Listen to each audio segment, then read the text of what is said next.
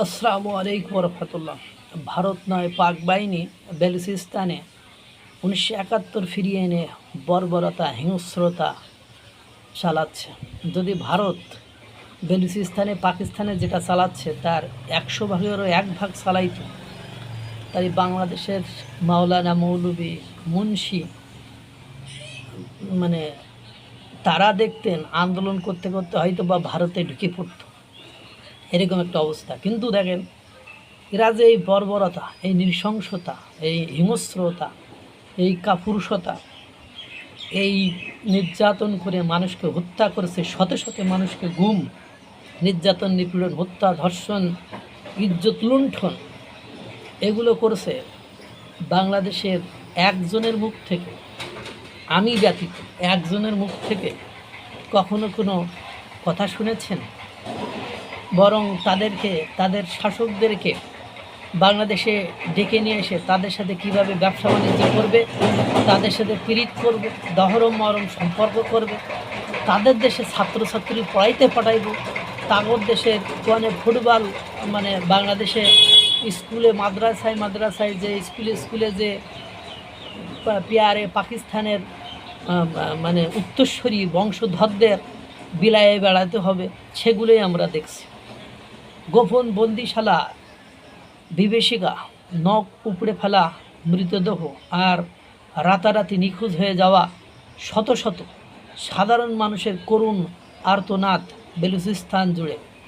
বেলুচিস্তান জুড়ে যেন নেমে এসেছে 1971 সালে তৎকালীন পূর্ব পাকিস্তানে সংগঠিত পাক বাহিনীর সেই নারকীয়তা, সেই বর্বরতা, সেই হিংস্রতা। বেলুচদের দমনের জন্য পাক বাহিনী এবং আইএসআই এই কিল অ্যান্ড ডাম্প নামক বর্বর নীতি বেছে নিয়েছে, যার নির্মমতা দেখে শিউরে উঠেছে পুরো বিশ্ব।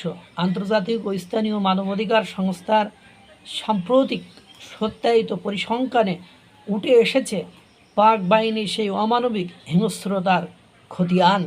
2026 সালের প্রথম 3 মাসে জানুয়ারি, ফেব্রুয়ারি, মার্চ মাসে 300-এরও বেশি মানুষকে জোরপূর্বক তুলে নিয়ে গেছে। পরে এপ্রিল থেকে আরও পরবর্তী 3 মাসে আরও 180 জন শিক্ষার্থী ও রাজনৈতিক কর্মী গুমের শিকার হয়েছে। গড়ে প্রতি মাসে 50 থেকে 70 জনকে তুলে নিয়ে যাওয়া হচ্ছে।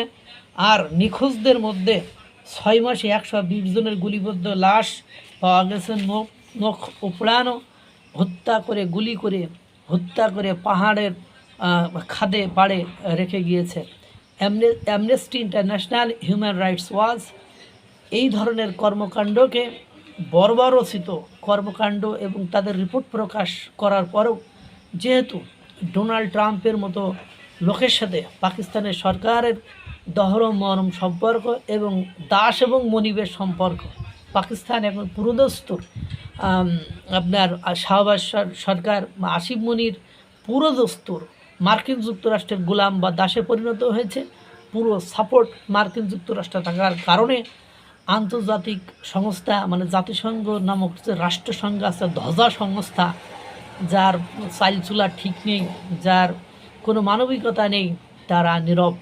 এই যে আইএসআই, পাক বাহিনী, আইনশৃঙ্খলা বাহিনী মাঝে মাঝে করে হেলিকপ্টারে নিয়ে সেখানে পশুচারণ করা ব্যক্তিদের উপর গোলাবর্ষণ করে তাদেরকে হত্যা করেছে। এই বর্বরতা, এই নৃশংসতা, তবু দেখেন মুসলিম বিশ্বগুলো নীরব দর্শকের ভূমিকা পালন করেছে।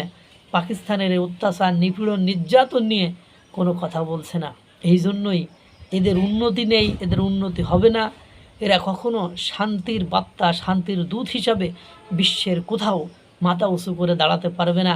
কারণ যার স্বার্থের কারণে এই বর্বরতা, নৃশংসতাকে সমর্থন করে, তাদের জন্য আল্লাহ কখনো কল্যাণ দিতে পারে না। আল্লাহ তাআলা সকলকে ভালো রাখুক, সুস্থ রাখুক। আসসালামু আলাইকুম ওয়া রাহমাতুল্লাহ।